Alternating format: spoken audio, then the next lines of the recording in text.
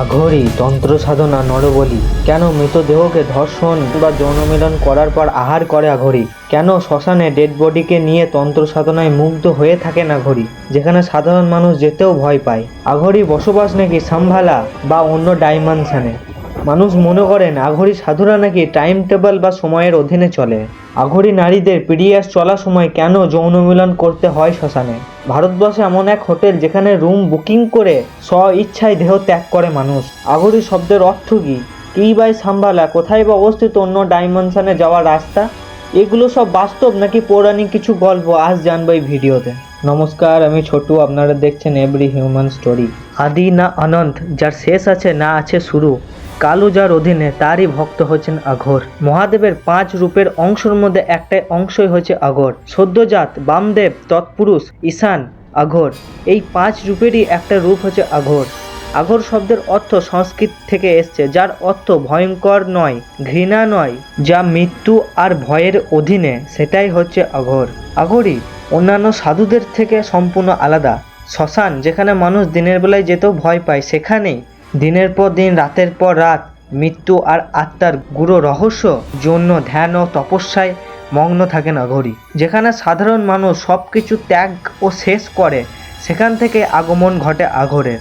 আঘোরি হতে গেলে সবার আগে নিজেকে ত্যাগ করতে হয়, নিজের পিণ্ডদান করতে হয়, সমাজ, কাপড়, ঘুম, খাবার ত্যাগ করে নতুন জীবনে শুরু করতে হয়।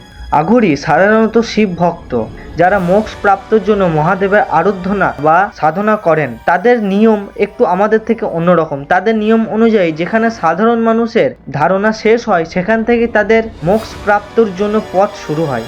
এদের মধ্যে কিছু কিছু ব্যক্তি আছে যারা নাগা সাধু এবং আঘোরিদের মধ্যে পার্থক্য গুলিয়ে দেয়। নাগা সাধু সন্ন্যাসী, যারা নিজেদের ধর্ম রক্ষা করার জন্য ধ্যান, তপস্যা এবং নিজের কুল দেবতাকে আরাধনা করেন। আর আঘোরি সাধারণত ধ্যান, তপস্যা, তন্ত্র সাধনা করে নিজেদের শরীরকে মিলিয়ে দিয়ে অন্য ডাইমেনশনে চলে যায়, এমনটাই মানুষের ধারণা।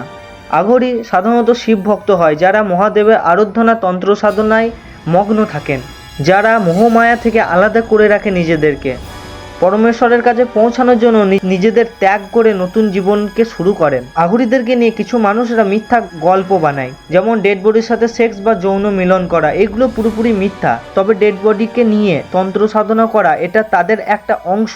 সমাজ যেসব জিনিসগুলোকে ত্যাগ করে, আঘোরিরা সেই সব জিনিসগুলোকে একত্রিত করে। তাদের ধারণা যে প্রত্যেকটাই জিনিসের মধ্যে ভগবান আছে, সেটা সুস্বাদু খাবারই বলো বা কোনো ডেড বডির অর্ধেক পুড়ে যাওয়া অংশ।